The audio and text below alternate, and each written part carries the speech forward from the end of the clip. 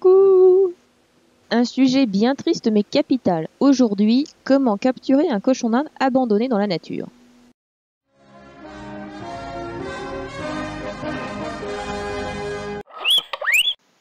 Pour ce tuto, il va nous falloir une boîte de transport pour cochon d'Inde, un haut de boîte de transport pour chat avec les ouvertures obstruées, du foin souillé avec du pipi de cochon d'Inde femelle, de la nourriture, endives, concombres, carottes, etc., un cerceau, du grillage rigide de 50 cm de haut et un malheureux cochon d'Inde abandonné. Voici Roméo, un pauvre cochon d'Inde qui a été abandonné dans un parc. Il vivait caché sous un buisson avec un congénère et je l'ai capturé début novembre. Son compagnon n'a pas eu de chance, il a disparu avant que je me rende sur place, sûrement mort attaqué par un chien. Chaque année, 100 000 chiens et chats sont abandonnés. Ce chiffre est une approximation, car il est difficile de compter ceux que les humains ne retrouveront jamais. Mais ce chiffre est bien plus important en ce qui concerne les autres espèces, aussi bien les rongeurs que les poissons, les reptiles ou les oiseaux.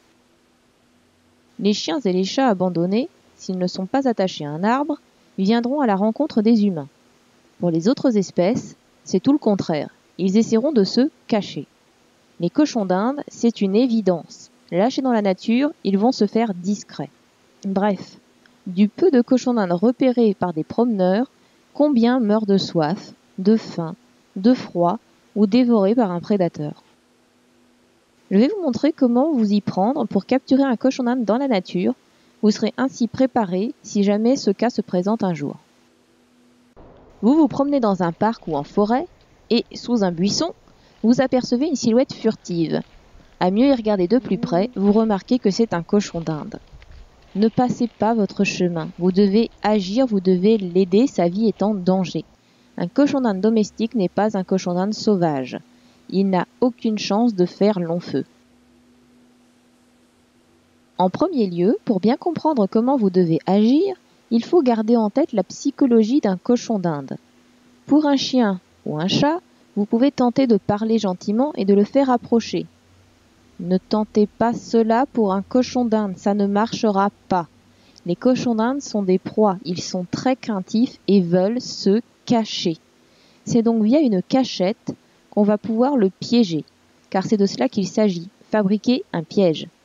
Si vous ne pouvez pas vous munir directement d'un piège existant, une trappe à chat, avec un système de détection de pression au centre qui ferme l'ouverture automatiquement dès que l'animal marche dessus, utilisez le système suivant. Attachez le grillage tout autour du cerceau pour faire un parc très léger et maniable. Et maintenant, on va aller capturer le cochon d'Inde. Repérez l'endroit où est installé le cochon d'Inde. Placez l'entrée de la boîte de transport pour chat assez près de là où est l'animal afin qu'il n'ait pas beaucoup de chemin à parcourir à découvert. Rappelez-vous, il se sent en sécurité quand il est caché. S'il doit s'aventurer hors de son buisson, il risque d'abandonner l'idée. Placez le piège à 1 mètre ou moins. Placez entre le buisson et le piège de la nourriture ainsi que du foin souillé. Mettez-en un petit peu près du buisson pour l'appâter et beaucoup dans le piège afin de faire une piste à suivre. L'odeur d'autres cochons d'Inde, donc avec le foin souillé, gagnera sa confiance et lui donnera envie d'aller chercher ses congénères. Éloignez-vous de 3 mètres et faites-vous discret. Ne parlez pas, ne faites aucun bruit et restez immobile. Si vous ne bougez pas, il ne vous verra pas. Quand il entre dans le piège, attendez bien qu'il soit totalement rentré dedans, que son arrière-train ne dépasse plus du tout. Une fois dedans, il se sent en sécurité car il est dans une cachette. Il ne devrait pas en ressortir, il est occupé à manger et à renifler les odeurs. Prenez à 2 mains le grillage, le cerceau vers le bas, emmenez aussi la boîte de transport pour cochon d'Inde. Approchez-vous très doucement, sans faire aucun bruit. Évitez de marcher sur des feuilles mortes ou du gravier. Comme les ouvertures de la boîte sont obstruées, il ne vous verra pas approcher. Déposez assez rapidement le grillage, le cerceau doit toucher le sol. Posez la boîte de transport tout près, ouverte. Désormais, nous avons un parc grillagé qui entoure le piège. Et là, vous devez faire vite. Le cochon d'Inde sortira peut-être de la cachette en courant, sentant le danger et voulant se réfugier sous son buisson. Il se cognera contre le grillage. De panique, il pourra essayer de sauter, d'escalader le grillage et de hurler. Vous devez rapidement l'attraper. N'ayez pas peur d'être ferme, de le plaquer au sol et de le saisir durement. S'il s'enfuit, vous n'aurez pas une seconde chance. Il aura compris le principe du piège et ne reviendra pas. Si vous avez peur d'être mordu, portez des gants. Mais franchement, il va plus se débattre et hurler. La morsure n'est pas un réflexe chez eux. Les cochons d'Inde mordeurs sont très rares. Quand vous le tenez, mettez-le dans la boîte de transport et fermez-la. Ouf! Vous le tenez et vous l'avez sauvé.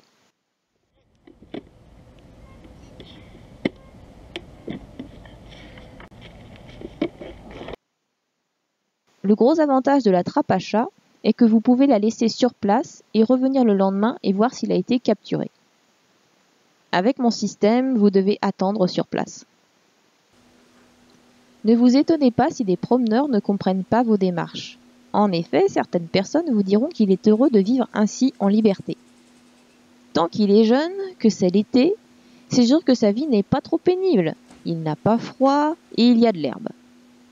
Mais ces personnes oublient combien il est difficile d'être un animal sauvage. Les animaux sauvages mènent des existences pénibles. Ils sont constamment à la recherche de nourriture, ils subissent toutes sortes de parasites, des puces, des tiques, des taans et les maladies qui vont avec.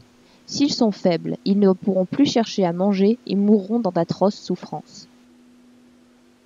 Roméo a été abandonné dans un parc au début de l'été. La saison idéale. Il fait bien chaud, il y a de l'herbe et des feuilles.